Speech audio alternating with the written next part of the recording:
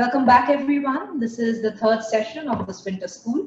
We just have concluded a very fascinating and engaging lecture by Professor Manodeva. This session, we have with us Professor Parul Pandya Dhar, who will be delivering the lecture. And the discussant for this session is Tanima Nigam. Tanima is a lecturer at the Department of Philosophy at MAHE, where she conducts postgraduate courses on Indian and Western metaphysics, ethics, and aesthetics, along with skill-based courses like critical thinking and academic writing. She is also the deputy in charge of academics and coordinator of the academic committee, as well as of the mentoring and counseling cell.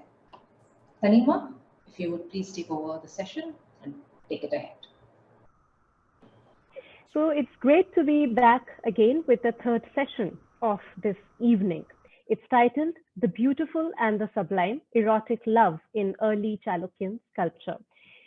So it is both a privilege and a pleasure to be introducing the next session and also the distinguished personality who's going to be delivering this lecture. So as a brief introduction to this distinguished personality, Professor Parul Pandya Dhar is an art historian and a professor in the Department of History, University of Delhi.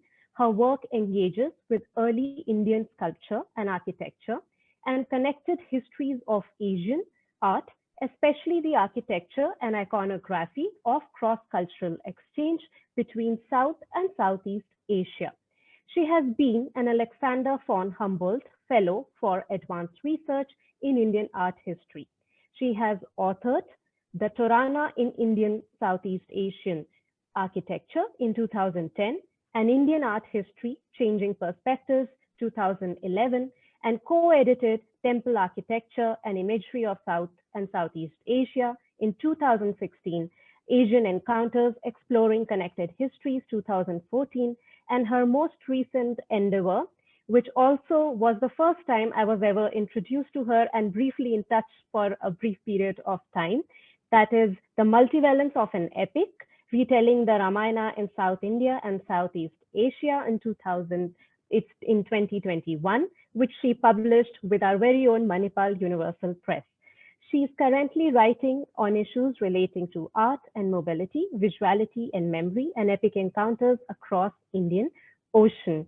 Professor Parul, it's nice to see you and a very warm welcome to the Winter School on Ethics and Aesthetics. Please do us the honor of proceeding with the session. Thank you very, very much, Dr. Tanima Nigam. Tanima to me for some time while we were working in the early part of the book that she just mentioned. And thank you very much, Dr. Richa Gupta, Professor Neeta Inamdar, and the entire team for inviting me to be part of this session. I'm indeed delighted to be here, and without much ado, let me just begin. I'm talking today about the intersections of aesthetics and ethics in the realm of visual arts. And the region that I've chosen to emphasize is a part of Karnataka, where this series is being organized really.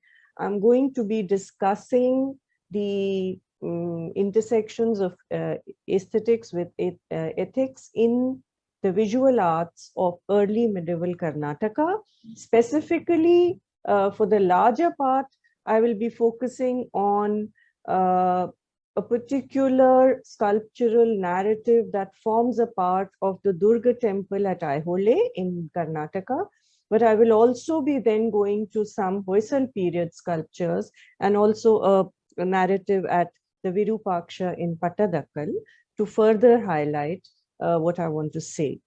So let me share screen. And so what is it that I am emphasizing at the intersections of aesthetics and ethics essentially is that I am locating the visual at the center of my inquiry. and I'm attempting then to understand a host of related issues about what in the realm of the erotic specifically is considered acceptable, what is prescribed, and what is proscribed, or what is prohibited or permitted only in parts. So this is essentially going to be the starting point. But as I start from here, you will see a complex web of interrelationships that take you into discussions on aesthetics, discussions on literary canons, discussions on performative attributes, and how all of it ties up together. So essentially the approach in this particular essay that I'm elaborating here is how, you begin from, you use this narrative sculpture really as a window to enter this vast web of connections across the arts and the aesthetic criteria that determine the depiction of erotic in the visual, performing, and the literary arts. So this essentially is the way that the talk will proceed. I will be, as I told you, looking at the interrelationships of the visual with the literary and performance traditions. And the theme that lies at the center of our explorations today is Ravana's Lanka as a paradise of pleasure. I qualify that this is Ravana's Lanka that we are talking about because, in the view of many scholars, Sri Lanka and Ravana's Lanka are not necessarily one and the same. Now, what about Ravana's Lanka? I'm essentially taking certain episodes, certain narrative devices from the Sundarakanda of the Ramayana, not necessarily Valmiki Ramayana, but Valmiki Ramayana elaborates it at great length. And I'm going to then use the basic narrative of the Sundarakanda to see how the visual artists have unfolded this depiction of Ravana's Lanka as a paradise of pleasure.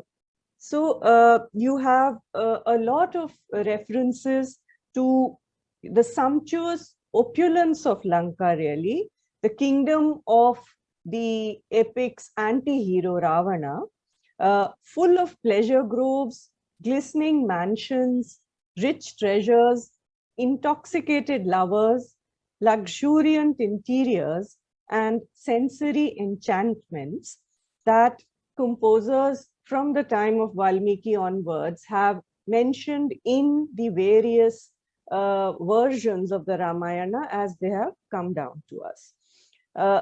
This is the Durga temple at Aihole. For those of you who are not students of art and architecture, or those who are less familiar with Karnataka monuments, this is the Durga temple at Aihole, and it belongs to the 7th century of the time period of the Badami Chalukyas.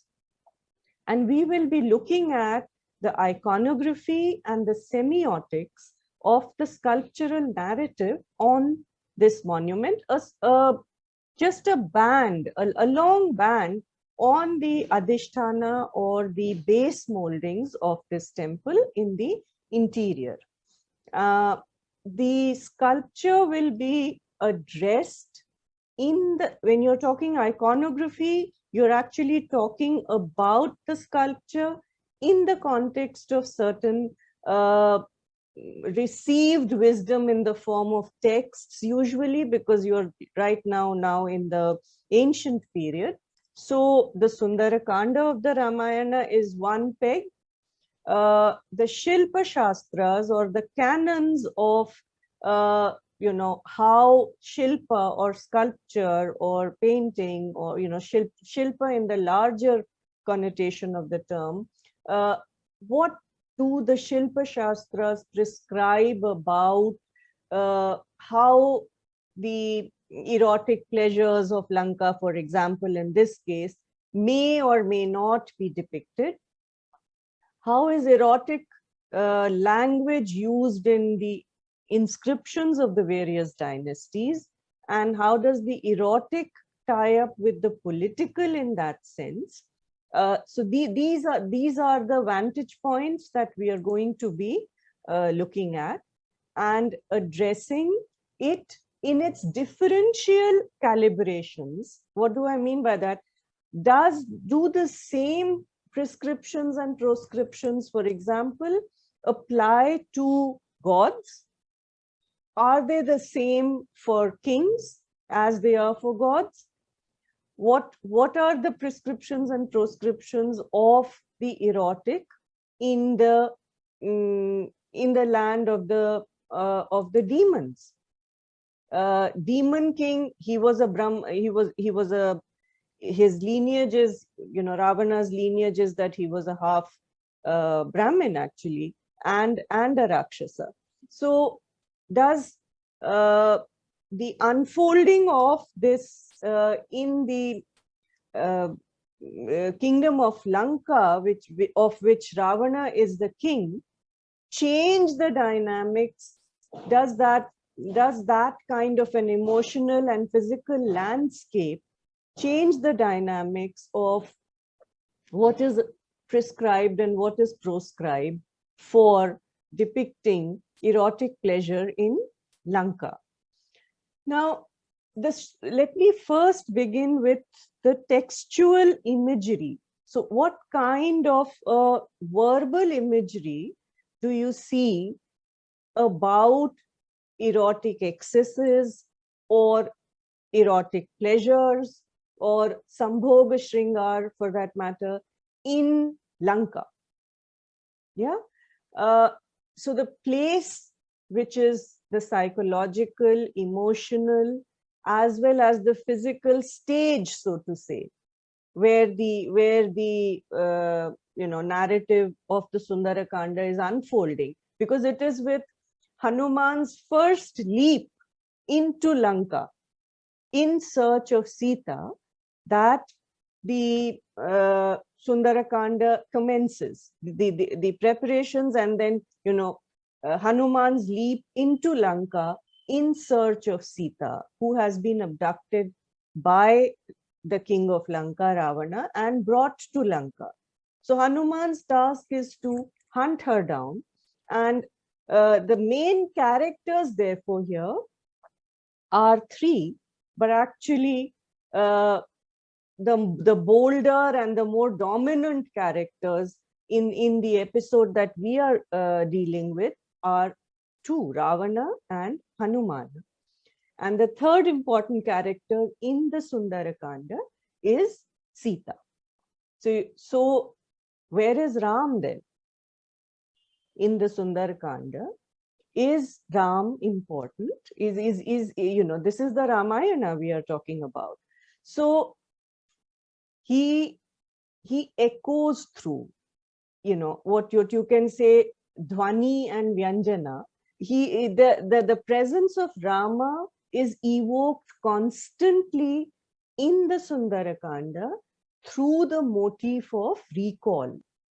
He is being recalled, largely recalled, in the transitory states or the Vyabhichari bhavas that Sita's Shringar for Rama evokes.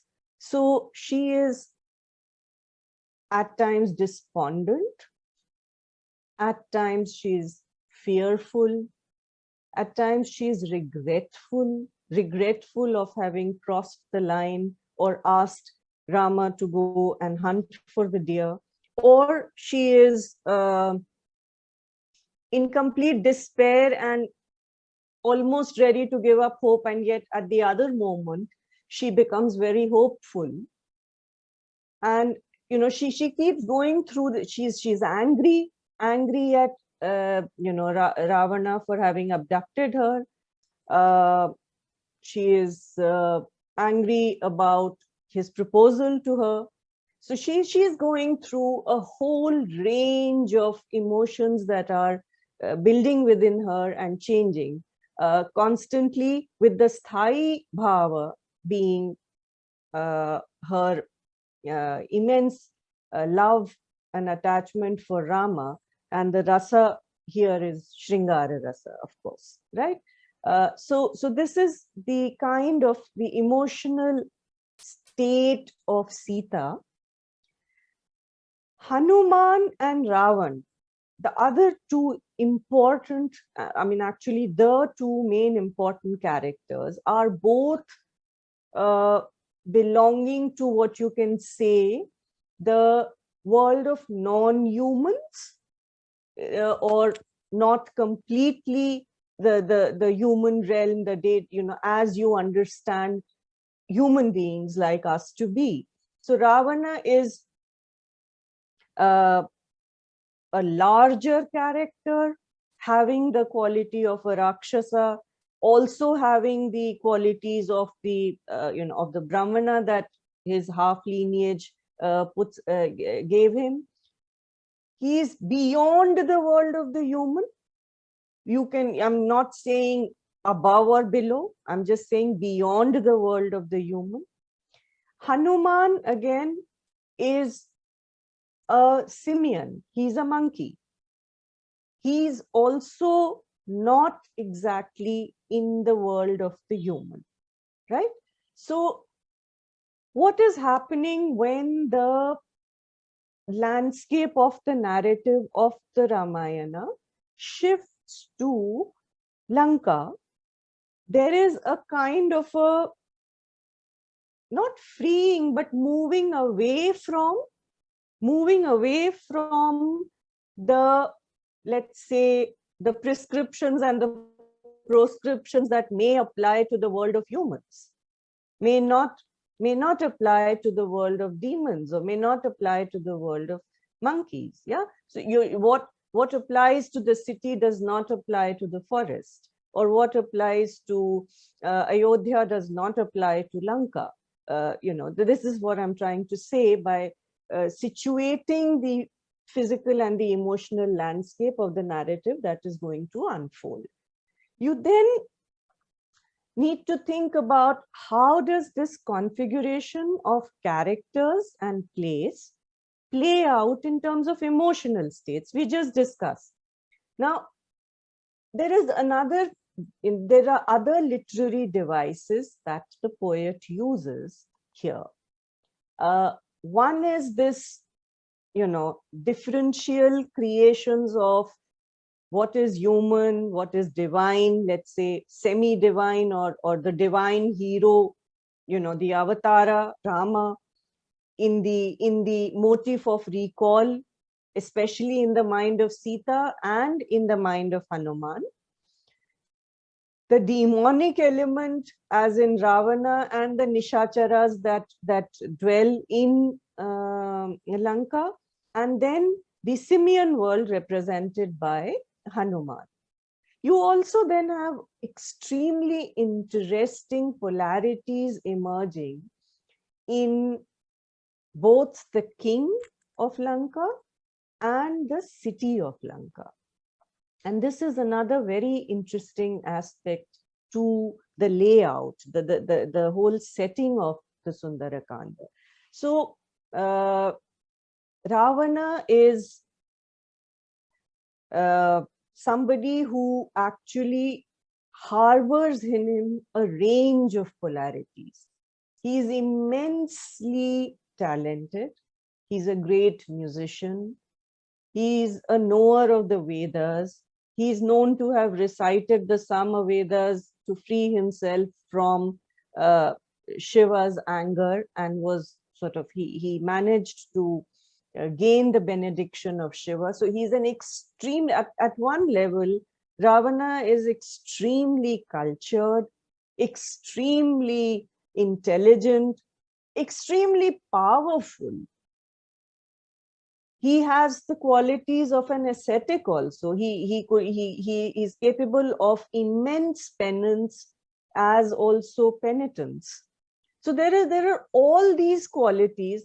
Lanka is, under his rule is resplendent. It is supposed to be rich and resplendent.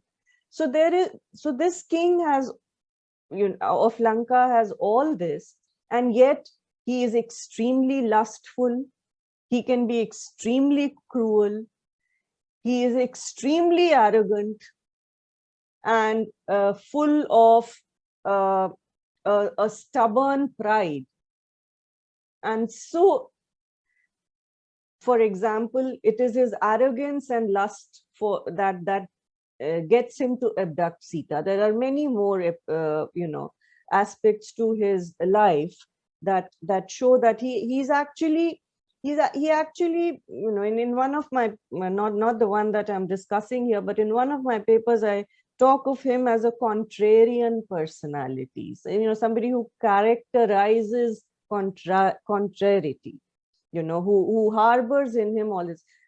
Lanka again is, harboring these contrasts within. So if you look at if you will read the description of Lanka in the Sundarakanda, you will see that this is a city glistening with lights, glistening with gems and jewels, glistening with the beauty of beautiful women, glistening with the sort of resplendent with the with handsome youth. So there are categories of Rakshasas. And then again, there is all sorts of cruelty happening here. Lanka has a very dark side as well. Lanka is where a lot of the darker side of life is also unfolding. There is also a lot of ugliness there. There is also a lot of gluttony. There is a lot of excesses. So Lanka again harbors a range of polarities. And the king and his city are also shown in the Sundarakanda to have a certain kind of relationship. The king is the man, and the city is almost like his beloved.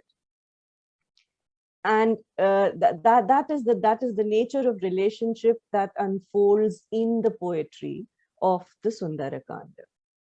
The third kind of juxtaposition of polarities that you see here relates to the, in this time of the development of the Ramayana tradition. Hanuman is a celibate. He's considered to be sexually innocent. But when he enters Lanka and when he enters the palace of Ravana, when he enters the city is described as a place of great erotic pleasure and also erotic excesses. So you have the sexual innocence of Hanuman, but at the same time, it is through Hanuman's gaze that the poet describes the erotic excesses of Lanka. So there is a certain voyeuristic gaze that is juxtaposed on Hanuman's supposed sexual innocence. So it is he who is describing. It is, what he is seeing is what is being told. So there is this brahmacharin kind of a person, a Simeon really, who is then going into the kind of ecstasy and excesses that he encounters in his search for Sita. And every time then he checks himself and says, oh, but where is Sita ma? I am looking for Sita. So there is this is how the textual imagery of the Sundarakanda is unfolding in the Valmiki Ramayana. And I have also looked at the Bhatti Kavya and the Kamban's Iramavataram, but Iramavataram comes later. So so that is, you know, is a further cousin of what is happening in the visual realm. Now what else exactly should we keep in mind before we venture into a close reading of the sculpture itself? So I've laid out certain issues and contexts that become extremely important to us. One is the transmediality of the epic, that is the epic in the form of a text, verbal textual epic, the epic in the form of an image, say sculpture, and the epic in the form of a performance. After all, there were a lot of performed versions of the epic. And what does that do to our understanding of the ideas of that are there in the Sundarakanda? How do we read these in the different mediums? How have the different mediums of expression, to put it in another way, negotiated the epic differently? Yeah, so that is something that we have to keep in mind. The second thing that is extremely important is when you're looking at temple sculptures, the issue of how did the courtly cultures interpret, and what were their concerns, and how did the courtly patronage, direct or indirect, impact what was depicted and how it was depicted on the temples. Yeah, so this is another prism through which we have to filter our reading of the sculpture. The third thing, very extremely important when we talk of erotic sculpture really, is how does it fit in the sense of the issue, the larger issue of erotic display on temple walls. Yeah, a supposedly just a sacred site as a temple showing erotic imagery has a context that is larger than just the depiction of the Sundarakanda.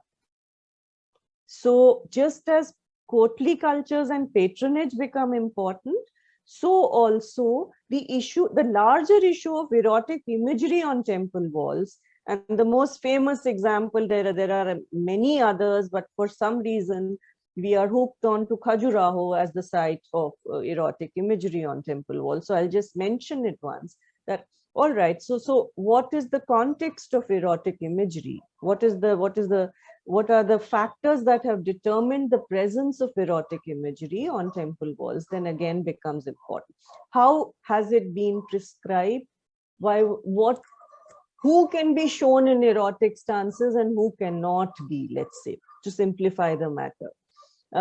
When you have explicit mithunas, or you have an image like this one on the, I got a drawing made specially because, can you see my pointer? So this is part of that, I got some drawings done because that sculpture is right at the bottom and has been either deliberately or by mistake effaced. So the fourth point is, I gave you a lot of the textual imagery of the Sundarakanda largely from the Valmiki Ramayana, although I mentioned a 7th century closer to date and space Bhatti Kavya by Bhatti, who is believed to have written it from the Western Indian place called Vallabhi. And then the 7th century Durga temple. So this distance between the Ramayana when it was written and the Durga temple at Aihole, how is this negotiated? What were the oral, performed, recited versions that came in between the two? That is the other issue that we will have to look into. don't know how to come out of it. Oops. Looks like I can't come out. Okay, anyway. So essentially what I was getting to you in the previous slide and the discussion around it was that kavya or poetry, natya or theatre, and shilpa or sculpture have differing prescriptions and proscriptions about auchitya, the aesthetic criterion of auchitya or propriety or decorum. So for example, what may be allowed in textual descriptions may not be considered appropriate in carved, sculpted or painted depictions. And in theatre, where the corporeality is even more in the face than in sculpture, because in sculpture you at least have the stone coming in between the skin and bones and the sweat and the blood of the human. So the text is something that is either recited or read, and so it is at a more abstract level than the sculpture, which is actually far more tangible. And yet sculpture is still less tangible than your human body itself, and therefore you will see that prescriptions and proscriptions vis-a-vis the erotic are different for theatre and dance as compared to sculpture and as compared to texts. So some texts are extremely explicit about erotic imagery, whereas sculpture will be in somewhere in between, and where actual human presence is required, as in natya or in dance, there will be more proscriptions there. And this is exactly how the shastras unfolded.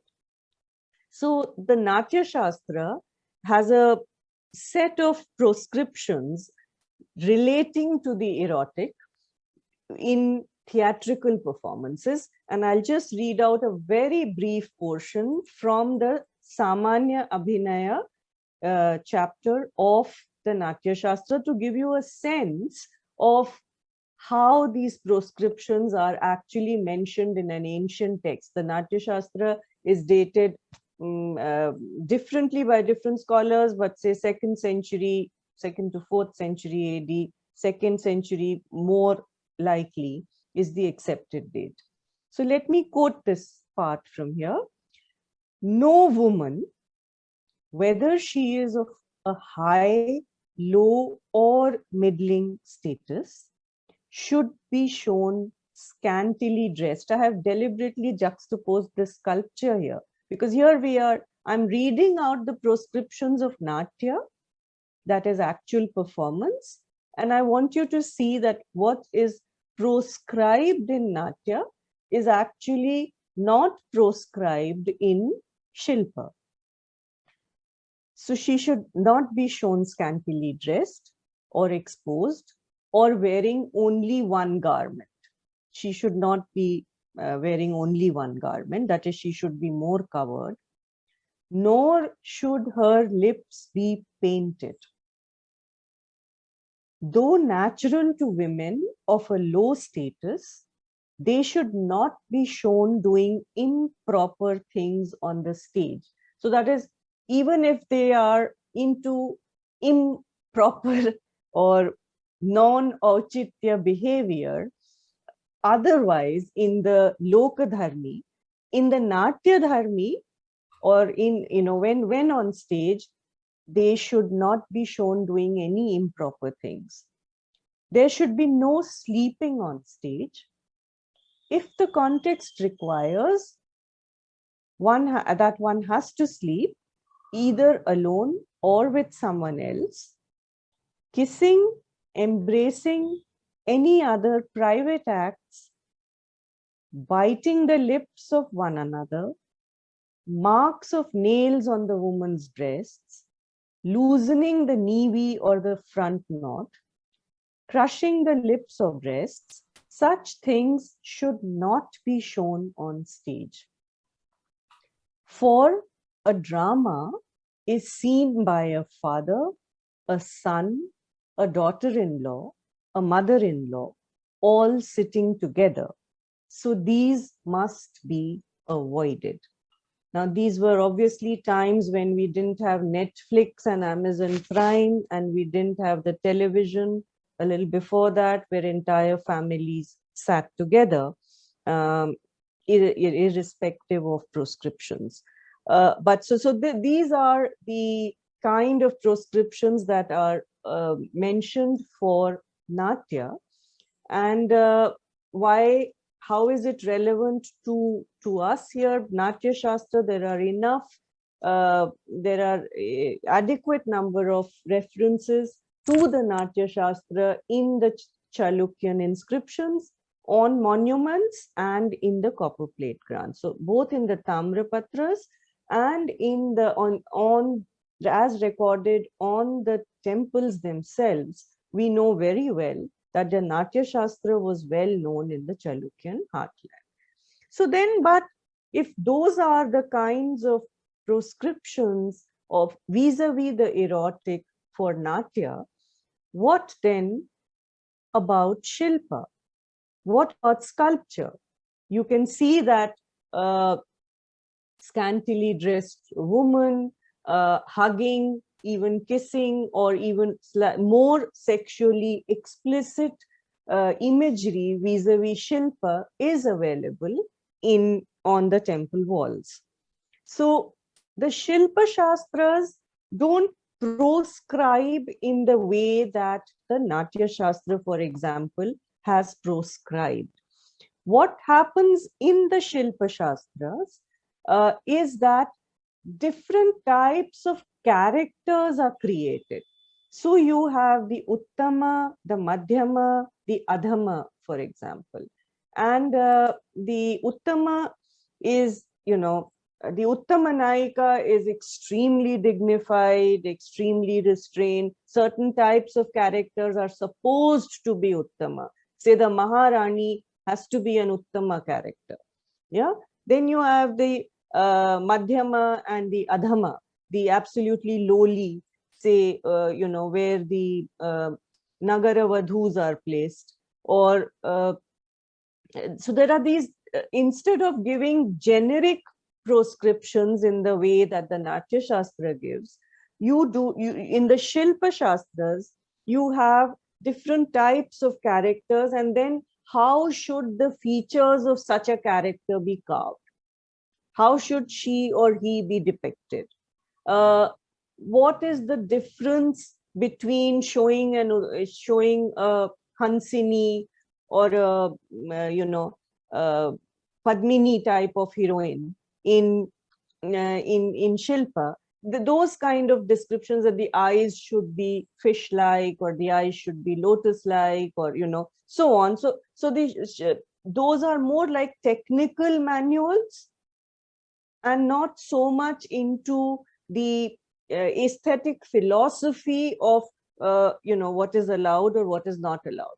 However, more can be gained about the attitudes towards propriety and what can be depicted vis-a-vis the erotic from some passages of some Shilpa Shastras, and from what practice has actually allowed. So what kind of erotics, who can be shown in an erotic posturing, and who cannot be, is something that is worth going into. Now, for example, this beautiful, absolutely gorgeous Mithuna sculpture from the Huchapaya Matha at Aihole is showing a couple absolutely asakta, or absolutely infatuated in love with each other. And they are holding on. They obviously extremely physically attracted, and these Mithunas are very well known on the temple walls. They are said to have they are having a long history of depictions in Indian sculpture, right from the time that Indian sculpture has survived across different religions. And you have particularly on early medieval temple walls an efflorescence of Mithunas of different kinds that increases. Now that increases from earlier simplistic meanings attached to them vis-a-vis fertility, vis-a-vis abundance, vis-a-vis auspiciousness, to more frank sensuousness with increasing urbanism and in the increasing what is not interpreted through the lens of gendered readings, but say a certain increasing male gaze that appears to take over these depictions. Devangana Desai has worked on the idea of, she has a book on erotic sculpture on Indian temples, where she discusses how the coming in of tantric elements and their mixing with the Smarta tradition have led to certain esoteric practices like the Kama Kala Yantra and all being depicted on temple walls. So the issue of the erotic on temple walls has a huge set of complexities that come together to increasingly show erotica on temple walls. But the question that one needs to ask here is, all right, if erotic sculpture is shown on temple walls and the proscriptions are relatively far less as compared to Natya, who does this apply to? Who are these Mithunas? Are kings allowed to be shown like this? Are gods shown in compromising erotica? Or are they largely generic Mithunas, generic loving couples who are shown in compromising positions? And before I move further, let me just quote this from the Shilpa Ratna, one passage from the Shilpa Ratna. With difficulty, I found a small passage, unlike Natya, the specific spelling out of what kind of erotica can be shown in sculpture. And here we are talking temple sculpture is very limited. But there is the occasional specific reference of what is permitted and what is prohibited. And the specific contexts referred to are residences, so residences of householders, palaces, and temples. So the Shilpa Ratna, a medieval Shilpa text or a text on, or a canonical text, a treatise on sculpture, states that scenes of war, even between gods and demons, should not be shown. So war is prohibited.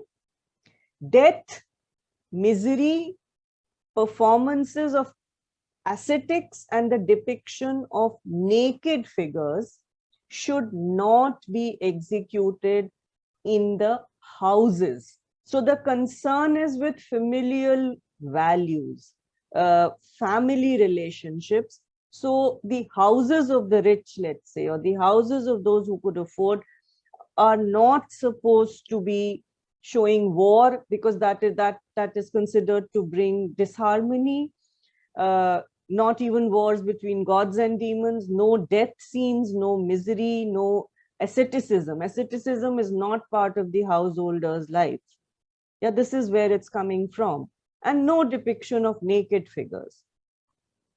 There are similar proscriptions for other residences, but palaces and temples are usually not mentioned as what is right and what is wrong. And it is possible that what was happening in practice may have been open representations of eroticism and sexuality, and therefore in the Shilpa texts you don't really find these references. So then I narrow down the question to what is it then that is making it possible for representations of this kind and much more frank erotic representations in the light of developments in the Tantra, Smarta, the religious developments. So why just generic mithunas?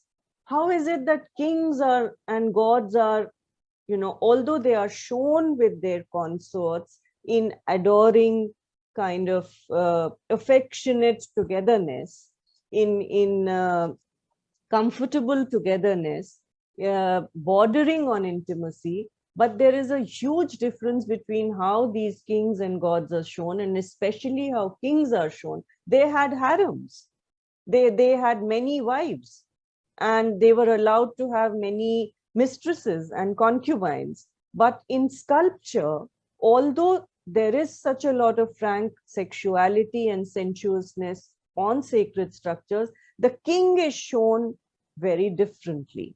Yeah, this is a question that I asked myself and looked for answers. And the answers really lie in the kind of cultures of the court vis-a-vis the temple. Now, number one, representations of kings themselves on temples are very few and far between. Yeah, which is why I've had to go to the Hoysalas, and because there isn't a representation of a Chalukyan king on the Chalukyan temples. So I remain in Karnataka, but I go a couple of centuries ahead and I look at the 12th century, the Belur Chennakeshava temple that shows Vishnu Vardhana at the entrance. And here you see in what kind of a very hieratic, I don't like using the word stiff because it is a beautiful work of art nonetheless, but a much more rigid stance than, let's say, something like this. Yeah, he's sitting regally in all his grandeur as a king, with all his attributes in his hand. He's being attended to, by people, and he has his advisors around. This is what you may call the court household. The courtiers, the advisors, the poets, scribes. His queen is seated next to him, looking at him very adoringly, perhaps looking up to him. There are attendants like these fly whisk bearers, and the king is shown in the image of God. So up there you have Vishnu and Garuda, and somebody bringing an offering, and just under the image of Vishnu sits the king who has a divine authority, a divine sanction to rule over his subjects. He is allowed to have many wives. He's allowed to have concubines. He's allowed to have mistresses, all of that. But there is a certain tension between the luxuries that are allowed to the king, and the grand performances within the courts, the liberties that he has within his palace, and his responsibilities and duties as a king. And this emerges very strongly in the courtly literature of the period. Particularly, you would find it very interesting to read Daud Ali's book on courtly cultures. So do take a look at that, which explicates further royal courts as socio-political institutions with protocols of conduct, and how different members of the court related to each other is also explained there. So there's a language of bodily discipline, a language of gesture, and a performance of conduct between its members, in which also beauty, refinement, and love hold a very special place.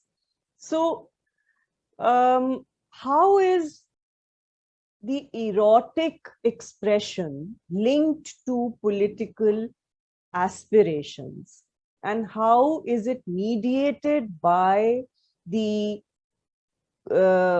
court society, all of these people that I mentioned, and the enemy king, the vassals, how did they relate to, say, a big king? All of this is enacted out through through certain codes of conduct, and these codes of conduct are possible to see in the shared language that is used for the erotic vis-a-vis the political relationships. So you will see in the descriptions of say battles and victories and defeats, the same words are used as in love play, as in say winning over the king winning over a woman, or the king having control over his queen. You say vasha or vashikarana or anuraga. Now these are the same words that are used in plotting and planning to win over the territory of the enemy. In fact, so vash mein karna is there for the woman, and vash mein karna is there also for the enemy's territory. And so the whole act of love play and also sexual love play both involve a certain game.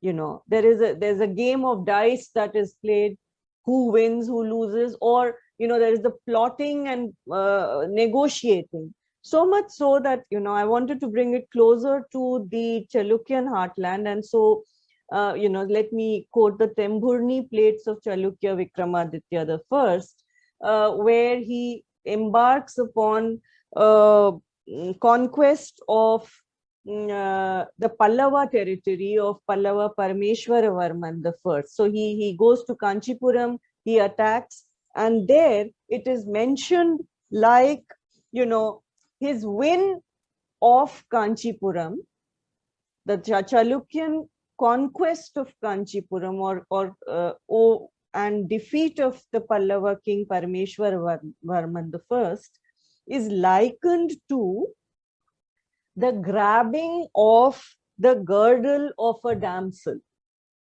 The territory is female. The territory is female. The conquest or control is male. And so when he grabs the territory, then that territory is, that grabbing of the territory is compared to the grabbing of the girdle of a woman. Yeah. So there is this restraint that a king is supposed to have. He is not supposed to get completely lost in sexual erotic excesses. Otherwise, he will not be able to be the ideal king who caters to the needs of his praja, who caters to, he has a larger role, and therefore erotic excesses, the king is not shown in certain erotic excesses. Certainly he has a public responsibility and a public image that is akin to it. And these erotic sculptures that I show are in contrast to representations of kings, for example. Now, here, this is from one of the Badami caves, a bracket figure. This is from the Durga temple at Aihole, the same place where the sculpture is carved, and all of them are anonymous Mithunas. They are not specific kings or gods that you see. So in that context, then I bring you finally to the sculpture carved on the basement, the base moldings of the Durga temple at Aihole. It's much damaged, as you see, which is why I got several drawings done for it. And I want you to now think of Ravana as a king. He is a king, and he is a king who also has sort of, who is responsible for this resplendent Lanka. But you will see that in this very interesting depiction of Lanka as a paradise of pleasure on the temple, the norms that apply to the world of human kings are given up here. That is not happening here.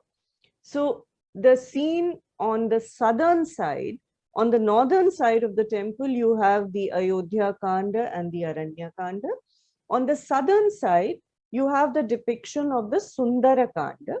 And so you have, I told you that the Sundara Kanda begins with Hanuman's giant leap into Lanka.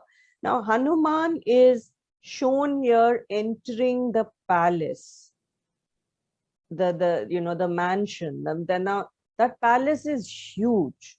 So it has many chambers, many things are happening. He first encounters this demoness Lanka Devi, and there are all sorts of scenes happening here. On the palace gate, this is the palace gate here, you have guards standing. By the way, is my pointer visible? Can somebody just sort of, whoever has Yes, their Professor. video on, Yes, just yes. say yes? Yes. Okay. Yes, yes. Okay. So, yeah. So this is in the continuous narration that is so well known of Indian narrative, Indian sculptural narrative modes, that the same character is shown multiple times in a continuous narrative. Okay, so here is Hanuman entering the palace. Here, these are the palace, this is the palace gate. This is the, these are the guards standing here. Again, this is the, this is the entry into the inner chamber, Antahapura, of Ravana's palace. So you have another gate-like structure here. And then when Ravana enters Lanka, he assumes a very small form. Remember, both Hanuman and Ravan were capable of magical, transformations from very small to absolutely Virat Swarup. Yeah. So you have here Hanuman entering, and she is in a completely immodest stance. This person closes his eyes and sits with his back. Hanuman then enters, and here he is negotiating his way through the various mansions and palaces of Lanka now that he has entered. And then the scene of lot of, you can see a woman and a man here together, another one here, and he starts moving through this. As I told you, Hanuman, who is supposed to be of complete sexual innocence, it is through his eyes that we are seeing this unfold. And then again, another, Hanuman representation is shown here. So this kind of conveys, the sculptor is conveying the movement of Hanuman from the time he entered Lanka to what he then witnesses in the various parts of Lanka.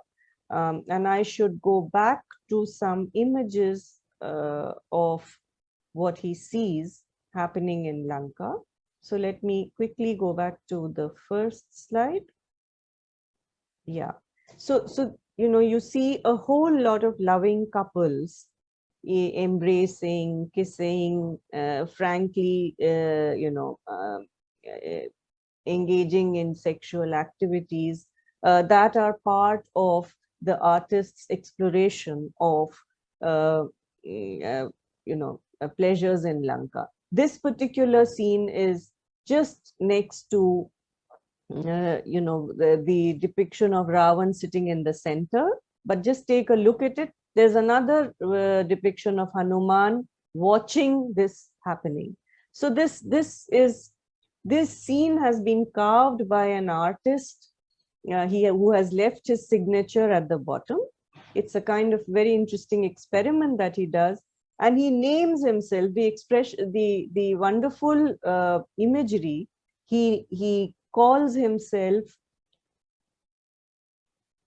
This is how he signs his name. It is not readable because this is a graphic, impressionistic script that is given by the artist. But the actual inscription is readable till today, and it says Shri Mudyasili Pendir Ananga. Now, just under this onrush of erotic sculptures, the artist signs his name as Mudyasili. Mudyasili, according to some scholars, could be a take on Sile Muddas, the stone carvers, really. So Shri Mudyasili, the sculptor, Shri is for auspicious, sculptor Mudyasili Pendir Ananga, who is a cupid to wives. Now, this being a cupid to wives is also something that is used in a positive estimation of a king's virility and handsomeness. So Cupid or Manmatha or Kamadeva is supposed to be the most handsome of them all, the god of love. And after carving this, the artist signs off with an adjective calling his own self a Cupid to the wives. Yeah, that's a kind of a shlesha on his name that he attempts. But let me go back now to how the scene progresses. So you have Hanuman crossing over, and then he keeps crossing over at one level. He's seeing all this unfold. In the center is seated Ravan. Ravan's polarities are represented here very beautifully. He wears a yoga patta. That is reminiscent of his, partial lineage from, his Brahmin parentage is registered here, and his in his hand he holds a flower, which is representative of his love for the sensuous pleasures, the sensory pleasures, as well as the sensuous pleasures of life. In the texts, he is often described as the Meru and the Kailash. And if you see, except for Indrajit, his own son, everyone else is a midget, occupying half the register, whereas Ravana sits and occupies the entire breadth of the width of the small narrative panel that is proceeding. Thank you. So he is, he's sitting there like a mountain in the midst of a bevy of beauties, with a lot of sensory onguents and everything shown. A second line of the story then proceeds. Hanuman, in the meantime, has covered this space and has created havoc in Ashokavana, and Indrajit then brings him to Ravana. Now, this episode is not supposed to be happening here, but is supposed to be happening in the court of Ravana. So there is a kind of a juxtaposition of his courtly and his, his courtly life with the life within his palace in the Antahapura. I have been through this and we are in a rush, so I go fast. Now, at the Virupaksha temple, you have the same Sundarakanda scene depicted, but at Aihole, it was depicted in a very tiny, small space, not at eye level, where normally the most erotic scenes are carved in a temple. This is close to the sanctum in the Mahamandapa, and therefore the manner of depiction is more restrained. Although the same Lanka episode is shown here also, it is shown in an abridged way, keeping Auchitya in mind, because this is at eye level and near the sanctum. What happens by the time we reach the 12th, 13th century, as at Amritapura in Amriteshwara, where the influence of more devotional forms of the Ramayana actually show Ravana as someone who is already aware of the destiny that awaits him at the hands of Rama, that he is supposed to die. But before the war, he comes and he conducts this, he conducts a kind of a prayer by the fire in his palace, where the world of the monkeys and the world of the demons come in direct encounter with each other. And here again, although Ravana is now shown as one who himself believes that if he loses his life at the hands of Rama, he will attain salvation. It is the monkeys who are shown in partial erotic acts, because Angada enters the harem of Ravana and starts molesting the wives and the women in Ravana's Antahapura. So again, just as the artist at Aihole thought that even a great king like Ravana could be shown in engaging in erotic activities, whereas say Rama cannot be, or King Vishnuvardhana cannot be. In this case, the demon king could be shown, and here Angada, the monkey prince, again can be shown. So what the kind of prescriptions and proscriptions that were applying to the human world and the human divine world cease to then affect the world of the Vanaras and the Danavas. And with that, I will conclude. I would have said more, but we can bring it up in the discussion. So thank you for taking us to through the prescriptions in the erotic realm of the medieval India. I'm sure it was a treat for many of us. So just to briefly look back on or to recap this session just for a couple of minutes, it was based, as all of us could see, on the interrelationship, on the ethics and aesthetics of visual cultures and the interrelationships with performance and literary traditions. So I think one of the most interesting parts of it could be doing a critical reading of Ramayana, not just the textual, but in a visual format. In our literature classrooms, we go through, written texts where, students and professors together do a critical interpretation of a written novel or a poetry. And this time we could see that we almost performed a critical interpretation of a culture. So we read a culture.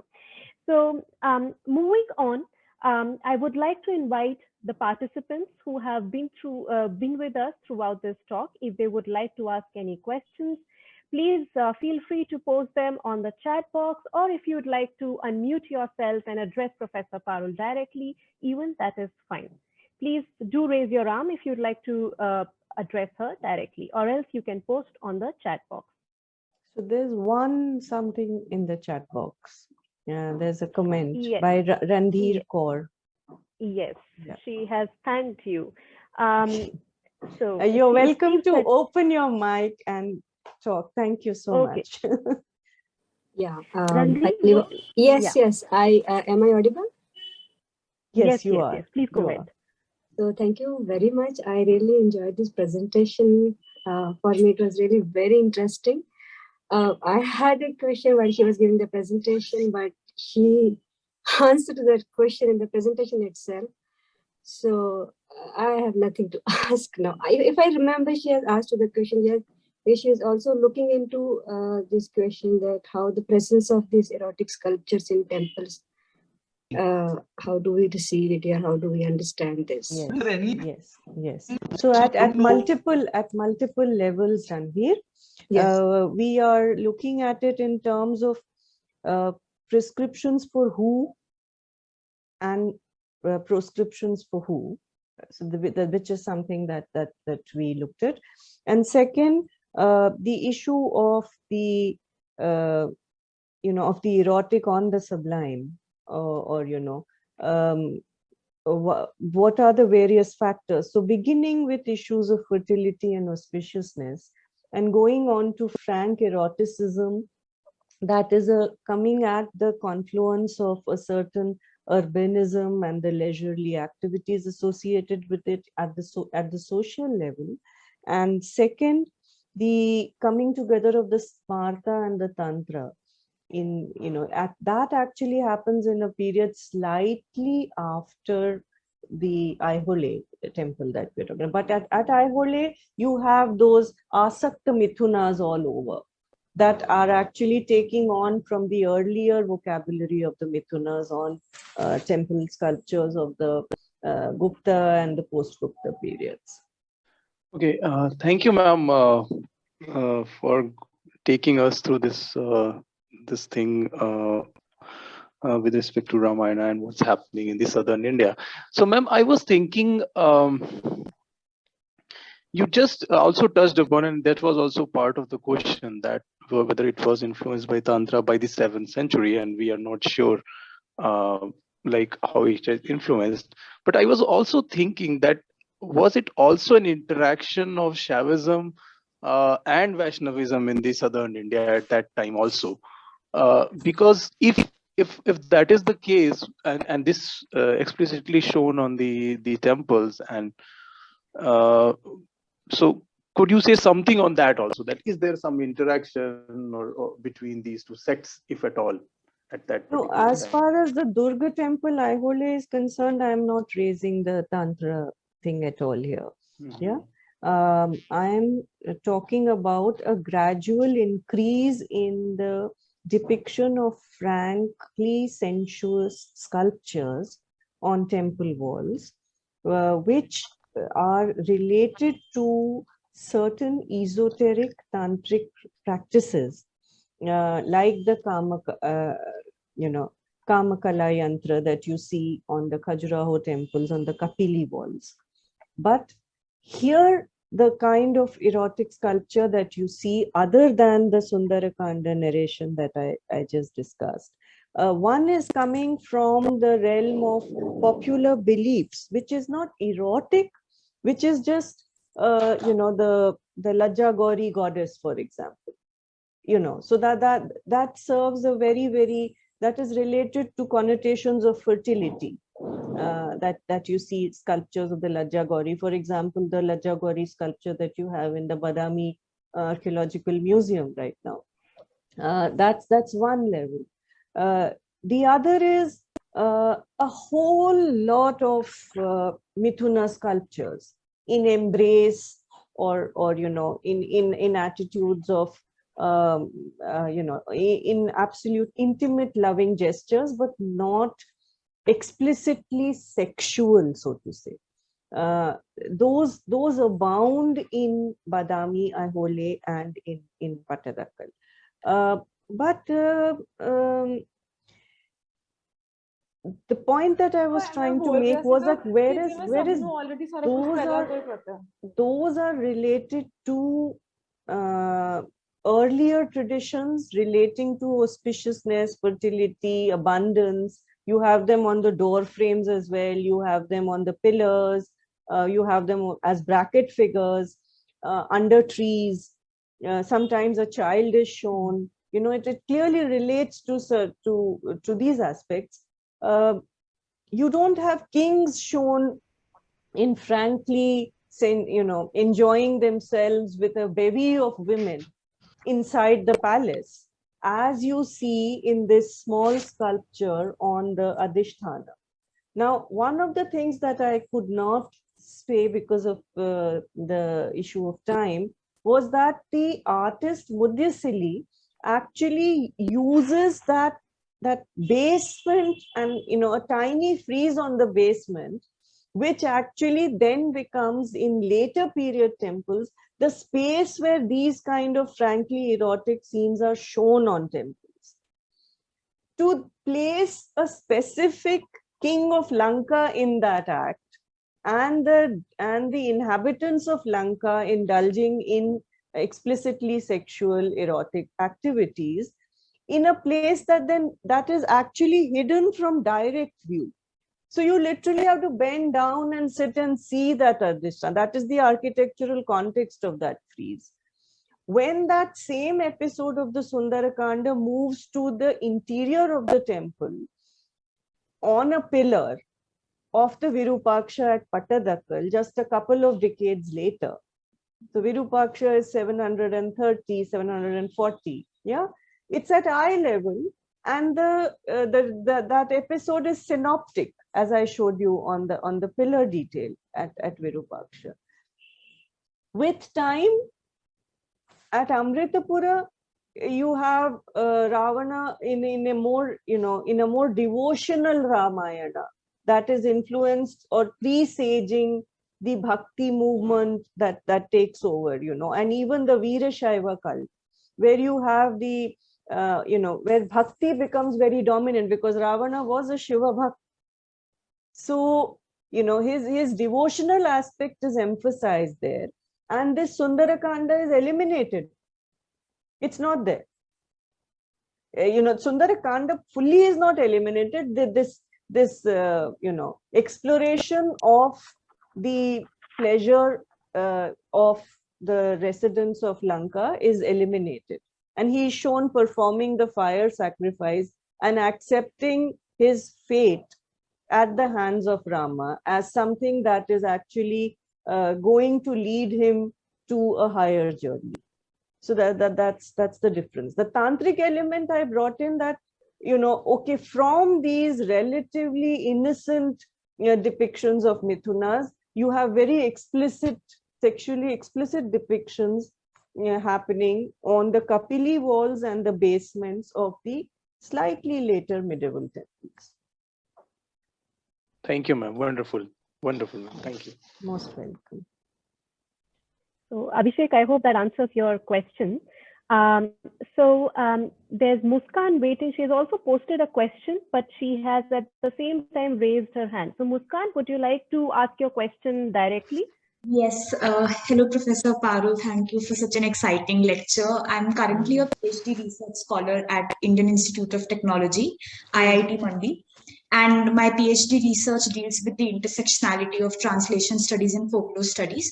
My questions are in a very layman language. I just wanted to understand what is the approach one should have, or what are some essential parameters, or which one should keep in mind when understanding or trying to understand visual as the text, since it is different from any other form of text. So that is one. And another is that if there are any set of recommended readings you would like to recommend to a researcher who is trying to interrogate into this area of research. That's all. Thank you so much. So you actually gave your own answer to your own question, the first one, which is very nice, because you mentioned that the visual has its own language. Yeah, so the semiotics of the visual and the iconography of the visual is something that is a language that one has to learn, just like you learn how to read a text. So you learn how to read the language of gesture, posture, performative, the performative in the visual, the way that the narrative modes are created. There are varieties of narrative modes within it. The iconography. I always tell my students that, I'm located in a history department, and I've watched over the years the visual moving from the peripheries to much closer to the center of a historian's concern. And so initially, a lot of students come because you're going to see a lot of nice images, and it's going to be somewhat of a relaxing class, perhaps. But that doesn't happen. And essentially, I tell them that actually you need all the wherewithal of a historian's training. And in addition, you need loads of visual literacy, because iconography is essentially contextualizing its culture. And for that, you go into the texts, you go into the inscriptions. It's just something that you have to begin with. I think if you're interested in building art, building yourself as an art historian, then you have to begin reading certain basic books on art history slowly, on art historical methods and art history. In addition to everything that, say, if you're interested in ancient India or early medieval India, read wonderful historians of ancient and early medieval, read literature. All that goes into the making of a good art historian. I'll quickly answer Dr. Manu Devadevan's reference to Lajja Gauri. No, I used it only very, very, what should I say, non-academically, as a phrase by which that sculpture is known more popularly. Not in terms of an academic reference. There is a very nice article, very old article by Stella Kramrisch on where she calls her Aditi Uttanapada, but even that can be questioned. So if there are any more questions? There are about 2 more people asking questions. Benil has posted his question in the chat box. So Benil says, our such quick query would be, are such sculptures only available on the outer perimeter of temples created during 7th and 9th century? Examples you cited, similar to Lakshmana temple or Kandariya Mahadev temple at Khajuraho. If yes, is there a specific reason for that? No, not on the outer perimeter. By outer perimeter, Benil, what would you mean? The outer wall or the court or the enclosure wall? Yeah, like ma'am, the examples that you cited, I've not seen them. That's why thank you for introducing me to them. But at when I visited Khajuraho, at the Lakshmana temple, the erotic images is on the Adhishtan, and with Kandariya Mahadev temple, the Vedi it's on the Band. outer wall. All right. In the northern context, that's the Vedi Band, the Kantha, the Antarapatta, the recessed band, where of the both of the Jagati, the terrace, and also of the main temple, where you have certain types of Mithuna sculptures and also certain sexual congresses shown, also involving some beasts also, some animals also in it. That is at the level of the Vedi Bandha, but that is not the only place where you have erotic sculptures. So for example, at the Kandariya Mahadev that you mentioned, it is at the Kapili, the conjunction, the coming together, that there's a pan there. It's actually a shlesha, that where 2 mandapas come together, the Kapili wall that connects the 2, or where the sanctum connects with the Gudha mandap, that Kapili wall from the base to the top of the, I mean, up to the, just under the Shikhara. Yeah, it's at the middle. You have a line of erotic sculptures, or, you know, a column, almost a column of erotic sculptures. And those are almost like, you know, a pun on joining, on coming together, that place is chosen. Devangna Desai has written a lot about it. You might be interested in reading. Thank you, ma'am. Yeah. Thanks. Karmane, I would like to read out your question just so that it saves us a bit of time. It's already 5:30. So Karmane has asked 3 questions. So the first one is, if Ravana's Lanka is in central India, what about the bridge to cross the sea? And if you can see the second one as well, Professor Dhar mentioned there was also much ugliness and many excesses in Lanka. Could that be elaborated on? And finally, is Crown Prince Angad violating females mentioned in the Valmiki Ramayana? Angada is mentioned in, you know, as it is not, no, Angada is identified by the crown that he is wearing in the sculpture. So the others are not wearing the crown. And that is why the identification of Angada is the most suspected one. I am not entering into the realm of the actual geography, because this is the mythical geography. Yeah. In fact, a lot of scholars have already said that, you know, and that's why the title of my paper in the paper that I circulated is Ravana's Lanka, not Sri Lanka. So I'm not getting into the sea and the Setu Bandha as a reality. I'm talking only of the mythical geography of the place. Does that answer? There's just one more question that he had asked. I think it's it's for the purpose of clarification. What the ugliness and the ugliness? Okay. So I was talking of polarities, and it is in that context that I mentioned that, you know, that Lanka is described in all its beauty and splendor, but Lanka also is described as a place where, you know, there is a lot of lot that is not beautiful, lot that is, you know, so that there is lightness and light, and there is dark. There is cruelty, and there is, you know, there is this great refinement of taste and music, and you know, Ravana's own intellectual prowess. There is a lot of gaiety, there is joy, and yet there is also the unhappiness of, say, someone like Sita, despondent there. Yeah, there is also a lot of violence that is happening. So I was mentioning it as harboring polarities.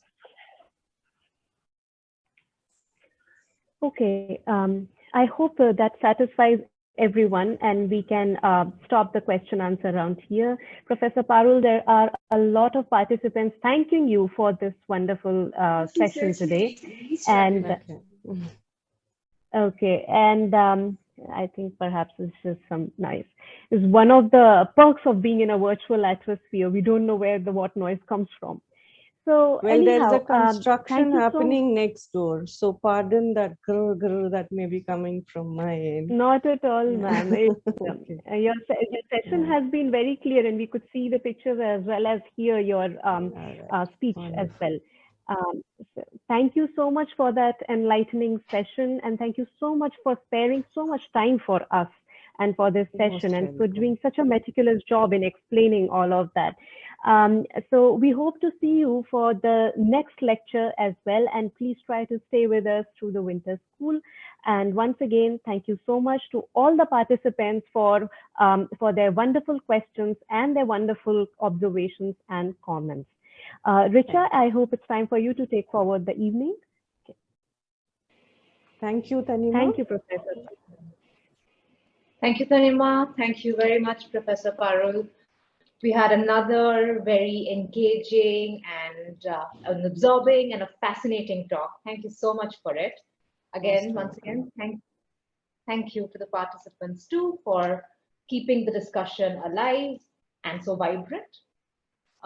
We have two more lectures by one more lecture each by Professor Manu and by Professor Parul.